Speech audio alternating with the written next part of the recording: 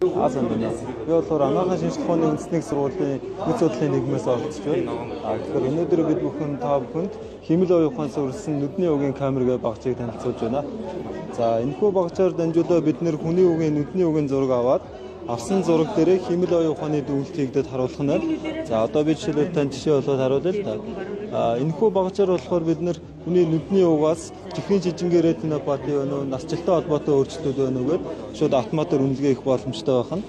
Тэгэхээр энэ маань болохоор зөөврийн тэгээд хэмэл оюун ухаан сурлахаараа хүний оролцоог багш шаардна.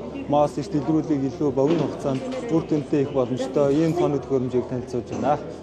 Шинжлэх ухааны технологи инновацийг орон нутагт нутагшуулсан аяны хүрээнд Хинтэн аймагт 2 өдрийн үйл ажиллагаа зохион байгуулагдаж байна. Тус арга хэмжээ нь 5 газар зэрэг явагдаж байгаа бөгөөд хан хэмтэй чуулгад илүү үзэсгэлэн мөн мэдээллийн чанартай зүйлүүд хэлэлцүүлэг явагдаж байгаа бол хөдөлмөр халамжуулалтын газар, 1-р сургууль, байгаль орчин, эрүүл мэндийн газар гэсэн газруудад сургалт мэдээллийн үйл ажиллагаа төлхөөтэй явагдаж байгаамаа. Уг арга хэмжээг сонирхсан хэн бүхэн оролцох боломжтой бөгөөд өнөөдөр 9-өөс 17 цаг хүртэл үргэлжилнэ.